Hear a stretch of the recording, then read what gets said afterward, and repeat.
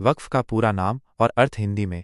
वक्फ board संशोधन विधेयक 2025। वक्फ का पूरा नाम वक्फ का कोई पूर्ण रूप नहीं है। यह स्वयं में एक पूर्ण शब्द है जो अरबी भाषा से लिया गया है। वक्फ का अर्थ, जैसा कि आपने बताया, वक्फ एक अरबी शब्द है जिसका अर्थ होता है रोकना या बांधना। इस्लामी कानूनी और धार्मिक संदर्भ में वक्फ का विशिष्ट अर्थ है किसी संपत्ति को स्थायी रूप से अल्लाह के नाम पर समर्पित करना ताकि उसके लाभ का उपयोग धार्मिक, शैक्षिक या सामाजिक कल्याण के कार्यों के लिए किया जा सके। दूसरे शब्दों में, वक्फ में किसी संपत्ति के स्वामित्व को रोक दिया जाता है और उसके लाभ को निर्दिष्ट सार्वजनिक या धार्मिक उद्देश्यों के लिए बांध दिया जाता है। संपत्ति अपनी मूल स्थिति में बनी रहती है, लेकिन उसके उपयोग और लाभ को दान के रूप में स्थायी कर दिया जाता है। वक्फ बोर्ड संशोधन विधेयक 2025 के बारे में जानकारी।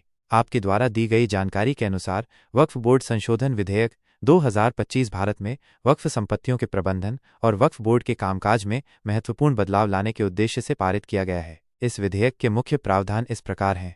उद्देश्य: वक्फ बोर्ड के कामकाज में पारदर्शिता लाना, वक्फ संपत्तियों के प्रबंधन को अधिक प्रभावी बनाना, वक्फ बोर्ड की कथित मनमानी शक्तियों को कम करना, वक्फ संपत्तियों के दुरुपयोग को रोकना, गरीब मुस्लिमों को लाभ पहुंचाना। सरकार का दावा। मुख्य प्रावधान: गैर मुस्लिम सदस्यों को शामिल करना। वक्फ बोर्ड में गैर मुस्लिम सदस्यों को शामिल करने का प्रावधान है, जिससे बोर्ड की संरचना में विविधता आएगी। केंद्रीकृत पोर्टल: वक्फ संपत्तियों के प्रबंधन के लिए एक केंद्रीकृत ऑनलाइन पोर्टल शुरू किया जाएगा, जिससे पारदर्शिता और दक्षता बढ़ेगी। वक्फकर्ता की योग्यता: केवल वही मुस्लिम अपनी संपत्ति को वक्फ में दे सकता है जो कम से कम 5 साल से इस्लाम का पालन कर रहा हो। ये नियम 2013 से पहले की व्यवस्था को बहाल करता है। महिलाओं के अधिकार: वक्फ में संपत्ति देने से पहले महिलाओं को उनका उत्तराधिकार मिलना चाहिए, विशेष रूप से विधवाओं, तलाकशुदा महिलाओं और अनाथों के लिए। सरकारी जमीन पर वक्फ के दावे: सरकारी जमीन पर वक्फ के दावों की जांच कलेक्टर से ऊपर के रैंक के अधिकारी करेंगे। वक्फ ट्रिब्यूनल को मजबूत करना: वक्फ ट्रिब्यूनल के लिए एक संरचित चयन प्रक्रिया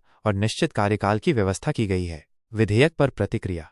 समर्थन: सत्तारूढ़ एनडीए विधेयक को अल्पसंख्यकों के हित में बताया गया है। विरोध: विपक्ष और कुछ मुस्लिम संगठन। इसे मुस्लिम विरोधी और धार्मिक मामलों में हस्तक्षेप बताया गया है, जो संविधान के अनुच्छेद 26 का उल्लंघन करता है। All India Muslim personal law board AIMPLB ने इसे चुनौती देने की बात कही है। निष्कर्ष: